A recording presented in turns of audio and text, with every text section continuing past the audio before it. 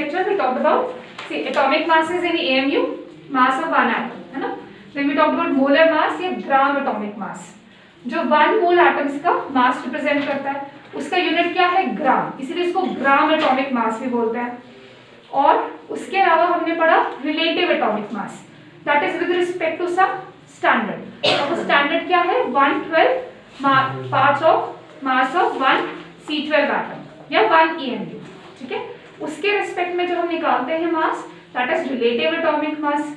Now another type of atomic mass हम define करते हैं, दैट इज एवरेज एटॉमिक मास या isotopic atomic mass.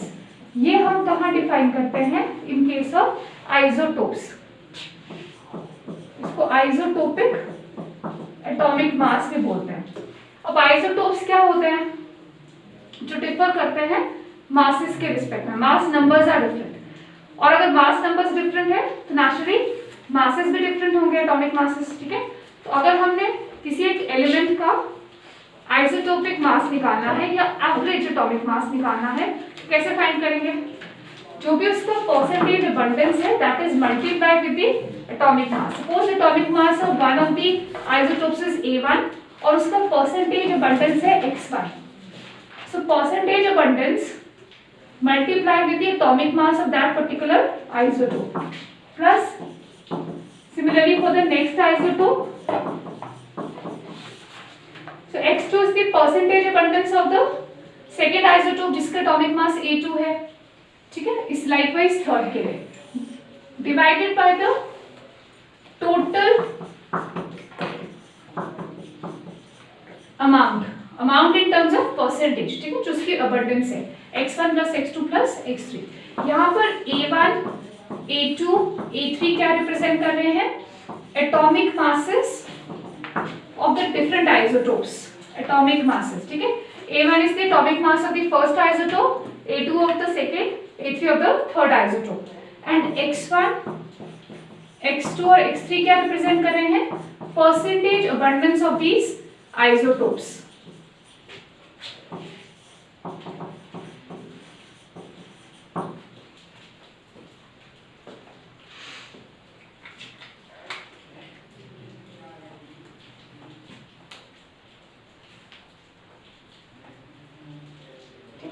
Percentage abundance means percentage of atoms actually.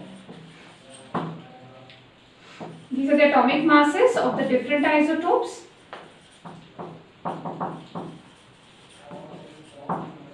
And these are the percentage abundance of the different isotopes. So indirectly क्या represent कर रहे हैं हमका percentage.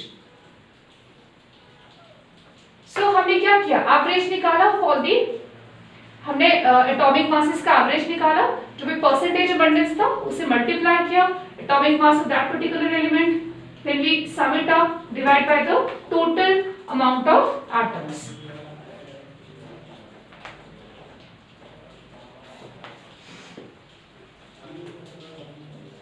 Right on the question.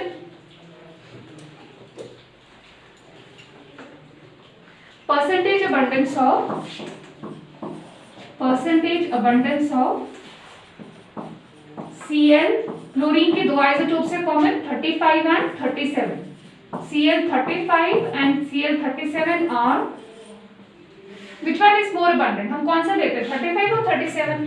35 है ना, 35 वाला ज्यादा अबंडेंट है. So percentage abundance of 35, Cl35 and Cl37 are 75 and 25% respectively. Find the average atomic mass of chlorine. Find the average atomic mass of chlorine. So अगर हमें element specify नहीं है कि कौन सा है, which isotope are we talking about, तो normally हम क्या लेते हैं, we take the average atomic mass. हम ऐसा नहीं करेंगे कि 35 ले लेंगे या 37, हम क्या वैल्यू लेते हैं, average value. So how will we find the percentage, the average atomic mass? So average atomic mass is equal to,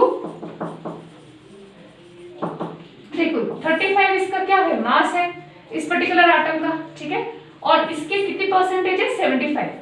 so out of 100, हम इसको कैसे इंटरप्रेट करते हैं, जो परसेंटेज अबंडेंस है उसको परसेंटेज ऑफ एटम्स की तरह लेते हैं.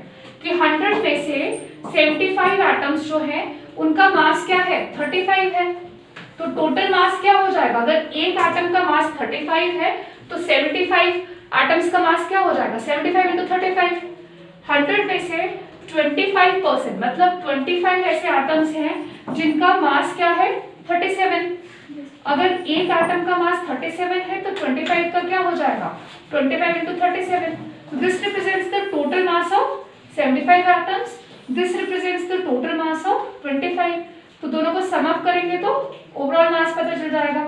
Then divided with the number of atoms, number of atoms क्या है, 75 प्लस 25। तो जो परसेंटेज अबंडेंस है इसको हम कैसे इंटरप्रेट करते हैं, परसेंटेज ऑफ एटम्स की टर्म्स में, कि 75 आउट ऑफ 100 75 एटम्स का मास इतना है और 25 का इतना है, ठीक है। सो 75 मल्टीप्लाइड विद 35 प्लस 25 एटम्स का मास 37 है, this gives with the total mass divide by the total number of atoms that is 75 plus 25। So percentage abundance means कौन सा पर्टिकुलर आइसोटोप कितना इंपॉर्टेंट है, तो उसको हम एटम्स की परसेंटेज की तरह इंटरप्रेट करते हैं। तो एवरेज कैसे निकलता है, total divide by the number of atoms, है ना। So this will give you the average atomic mass. This comes out as 35.5, right. तो जब भी हमने क्लोरीन का मास यूज करना है हम क्या करते हैं, वी डोंट यूज 35 और 37, हम क्या यूज करते हैं 35.5। So what is that, that is the average atomic mass of chlorine. तो जहां पर भी आइसोटोप्स होंगे वहां पर हमने क्या यूज करना है, एवरेज एटॉमिक मास। अच्छा इसका यूनिट क्या होगा 35.5 का, नहीं, this is atomic mass. Atomic mass का तो यूनिट होगा, क्या यूनिट होता है एटॉमिक मास का, no, it will be AMU। ये 35 हमने क्या लिया, मास नंबर है ना, मास नंबर किसके इक्वल होता है, एटॉमिक मास एंड AMU, ठीक है। तो इसका एवरेज निकल रहा है, तो एटॉमिक मास का यूनिट क्या होता है, AMU, ठीक है। This is average of the atomic masses, this is not gram atomic mass, ये मोलर मास नहीं निकाल रहे हम, average of the atomic mass निकाल रहे हैं। तो एटॉमिक मास अगर AMU में है तो नेचुरली एवरेज भी AMU में ही आएगा, ठीक है। अब जैसे एटॉमिक मास होता है एवरेज, उसी तरह से we have average molecular mass. The next average molecular mass या molar mass, average molar mass करते हैं, इट एज एवरेज मोलर मास।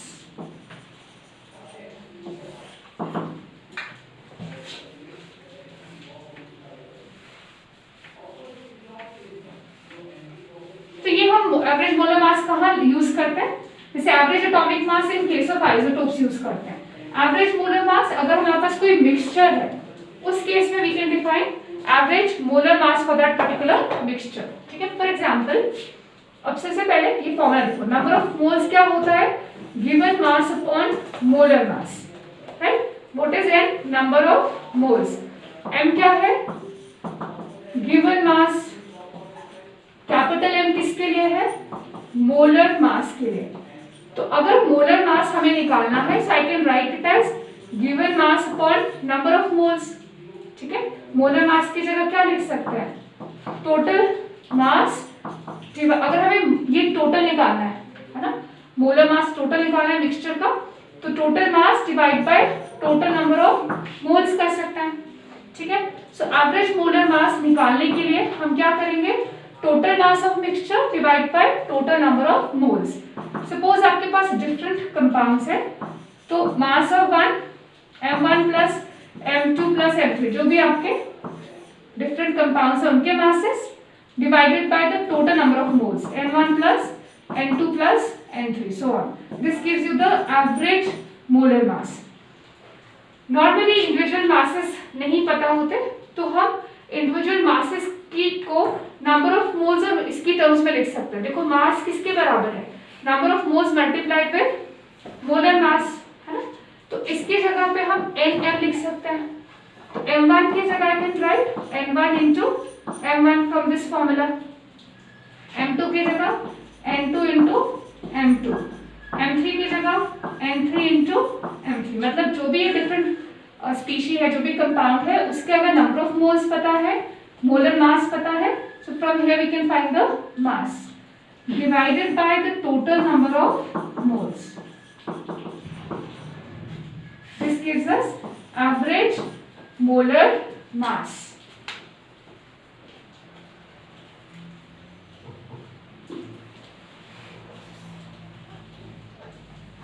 यहाँ पर ये कैपिटल M1, M2, M3 क्या है? What is this capital M1? ये क्या रिप्रेजेंट कर रहा है? M1, M2, M3 क्या है? मोलर मासेस है, ठीक है, डिफरेंट कंपाउंड्स जो भी हमने लिया है मिक्सचर में।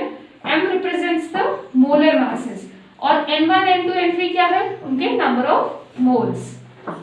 तो ये है molar masses of different components and N1, N2 और N3 क्या रिप्रेजेंट कर रहा है?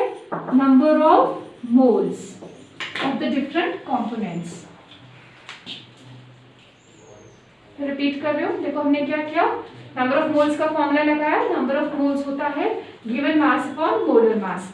यहाँ से हमने मोलर मास निकाला, तो मोलर मास क्या हो जाएगा? इसको इधर ले जाओ, इसको इधर, तो मोलर मास हो जाएगा given mass upon number of moles. अगर हमने एवरेज निकालना है तो हम टोटल मास लेंगे और टोटल नंबर ऑफ मोल्स लेंगे। तो टोटल मास कैसे लेंगे? जो भी डिफरेंट कंपोनेंट्स है मिक्सचर में, उन सबके मास को ऐड किया, mass of first component plus second plus third, this gives me the total mass of mixture. और नंबर ऑफ मोल्स टोटल निकालने के लिए जो भी डिफरेंट कंपोनेंट्स हैं उनके नंबर ऑफ मोल्स ऐड किए, तो वहां से टोटल मोल्स। जनरली हमें इंडिविजुअल मासेस नहीं पता होते क्वेश्चन में, हमें पता होते हैं मोल्स और हमें पता होते हैं मोलर मासेस।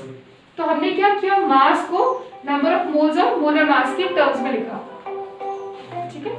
तो हमने क्या किया, गिवन मास को नंबर ऑफ मोल्स और मोलर मास के टर्म्स में लिखा। इसी फॉर्मूला को यूज करके given mass is number of moles multiplied with molar mass.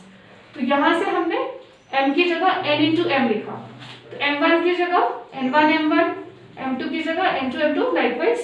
So usually हमारे पास नंबर ऑफ मोल्स का इंफॉर्मेशन होता है, मोलर मास का इंफॉर्मेशन होता है, तो यहाँ से हम masses टोटल निकालेंगे, divide by total number of moles, that gives you the total molar mass or the average molar mass of the mixture. Okay, write down a question now. Air contains 80% nitrogen gas and 20% oxygen gas.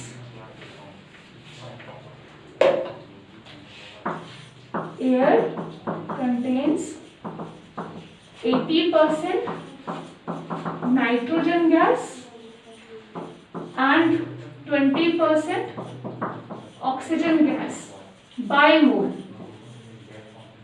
Oxygen gas by mole. Find the average molar mass of air.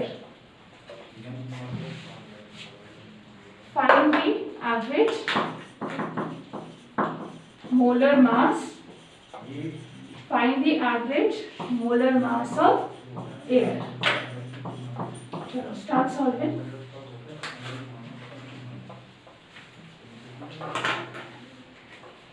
तो हमें percentage by mole दिया है, ठीक है, और हमें average molar मास निकालना है। Air is a mixture of nitrogen and oxygen gas, तो हमें उन दोनों गैसेस को ही लेना है, बाकी गैसेस को हमने एक्सक्लूड कर दिया है। सो जो मिक्सचर है उसका एवरेज मोलर मास निकालना है, हमें परसेंटेज बाय मोल गिवन है, ठीक है। तो कैसे करेंगे, देखो एयर किससे बना है, मेनली नाइट्रोजन और ऑक्सीजन से, ठीक है। अब एयर का मान लो 100 मोल है, सपोज एयर के मोल्स कितने हैं 100, उसमें से 80 मोल्स किसके हैं, परसेंटेज बाय मोल है ना ये, तो परसेंटेज बाय मोल मींस हम इसको ले सकते हैं कि 100 में से 80 मोल किसके हैं, नाइट्रोजन के, और बाकी के 20 मोल किसके हैं, ऑक्सीजन के। तो नंबर ऑफ मोल्स पता चल गया, suppose this is N1 and this is N2। अब what is the molar mass of nitrogen, वो हमें फॉर्मूला से पता है। What is the molar mass of nitrogen, हाँ रिमेंबर जब भी हम गैसेस ले रहे हैं तो डायटोमिक फॉर्म है, so molar mass M1 for nitrogen is 28। What is the molar mass for oxygen, 16 into 2 32, ठीक है। अब हमें क्या है, हमें पता चल गया इसका वैल्यू n1 भी पता है और m1 भी पता है। अब हम मोलर मास एवरेज निकाल सकते हैं, दैट is n1 m1 plus n2 m2 divide by n1 plus n2। This gives us the average molar mass.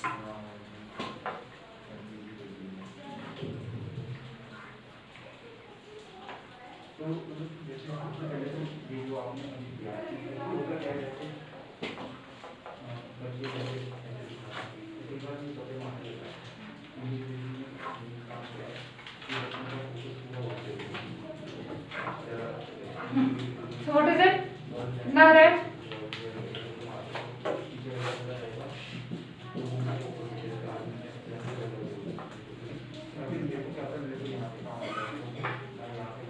Eighty plus 20, 100. कितना आ रहा है?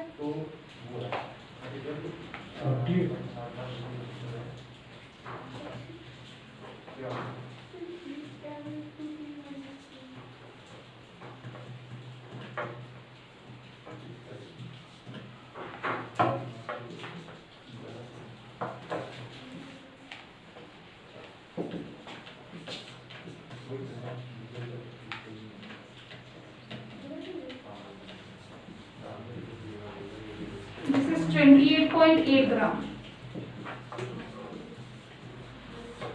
ठीक है, कितना आ रहा है? Simple multiply divide by 100, 28.8 grams. अच्छा, मोलर मास है ना, because it is molar mass, तो यूनिट क्या होगा? ग्राम्स। ठीक है, ध्यान रखना है, it's not atomic mass in AMU. हमने क्या यूज किया? हमने मोलर मास यूज किया। तो मोलर मास हमेशा किसमें होता है? ग्राम्स में।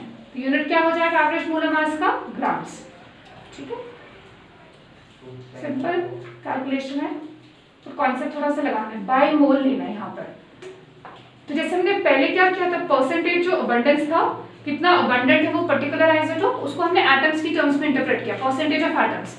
यहाँ पर हमें परसेंटेज बाय मोल दिया था, हमने किसकी टर्म्स में लिया? मोल की टर्म्स में। इसके 100 में से इतने मोल नाइट्रोजन के हैं, बाकी ऑक्सीजन के हैं।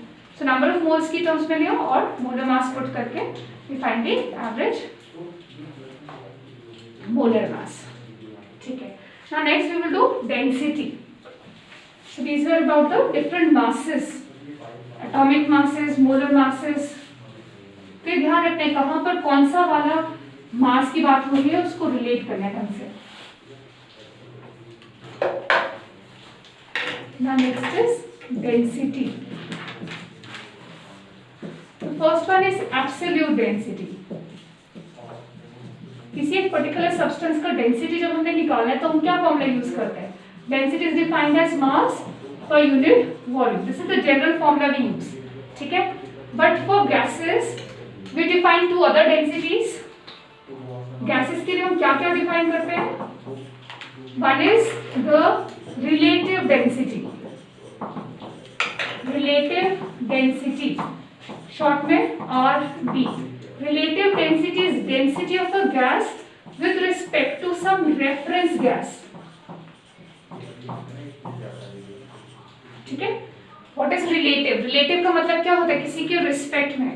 So it is density of a gas with respect to some reference gas. अब if you remember in case of gases density का फॉर्मूला होता है PM/RT, right? तो अगर कांस्टेंट टेम्परेचर एंड प्रेशर है, at constant temperature and pressure density is directly proportional to molecular mass. तो gases के लिए क्या होता है? अगर प्रेशर और टेम्परेचर कांस्टेंट है तो densities are directly proportional to their molar masses. ठीक है, तो density of a gas can be written as molar mass of gas with respect to molar mass of the reference gas. समझ आ रहा है? तो अगर हमें रिलेटिव डेंसिटी पूछा है और किसी एक गैस का फॉर्मूला दिया है तो वहां से हम अननोन गैस का मोलर मास निकाल सकते हैं। For example, calculate density of SO3 gas with respect to methane. Calculate density of sulfur trioxide gas with respect to methane. अब ये जो with respect to methane है, मीथेन क्या है? रेफरेंस गैस, ठीक है। तो अगर हमें रिलेटिव डेंसिटी निकालना है तो रिलेटिव डेंसिटी क्या हो जाएगा? Density of SO3 with respect to methane. So हमें सिंपली क्या करना है? मॉलिक्यूलर मासेस पुट करने हैं। SO3 का मास क्या होगा? Molecular mass in grams.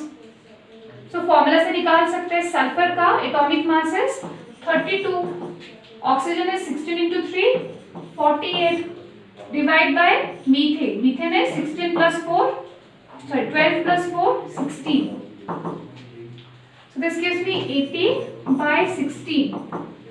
कितना आ जाएगा? 5 times.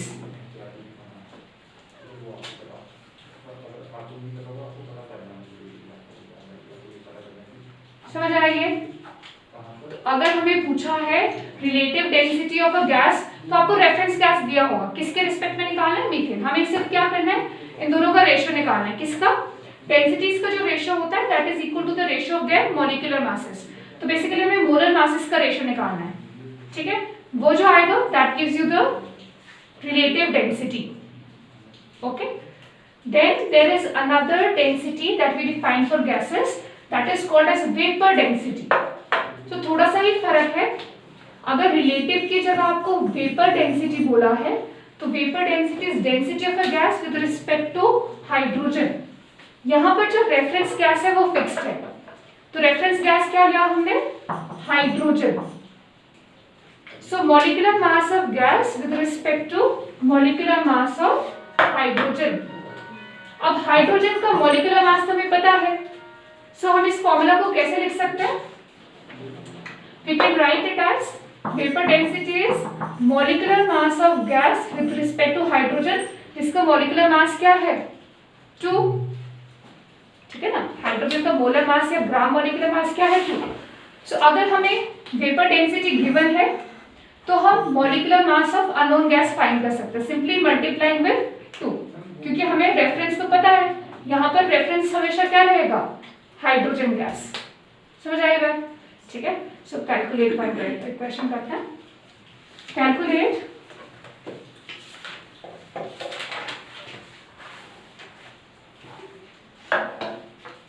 the vapor density of SO3 gas, sulfur trioxide gas.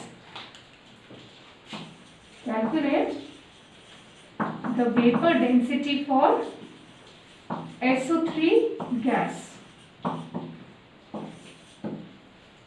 हाँ, वेपर बताओ क्या फॉर्मूला लिखेंगे? Vapour density is equal to DSO3. हाँ, density of SO3 upon H2. Density of hydrogen. So आगे क्या करेंगे? डेंसिटीज की जगह हम क्या ले सकते हैं? मोलर मास, ठीक है। तो write it as molar mass of SO3 upon molar mass of hydrogen. कितना होता है हाइड्रोजन का मास? 2, ठीक है। तो simply molar mass of SO3 हम निकाल सकते हैं फॉर्मूला से। कितना आ रहा है? 80 एंड हाइड्रोजन का मोलर मास हमें पता है 2। So what is the vapour density? 40। सो जब हमें वेपर डेंसिटी किसी गैस का पूछा सिंपली उसका मोलर मास हाइड्रोजन के रिस्पेक्ट में लेना है, ठीक है। For vapour density the standard और reference is hydrogen and in general हम रिलेटिव डेंसिटी किसी भी गैस के रिस्पेक्ट में डिफाइन कर सकते हैं, ठीक है।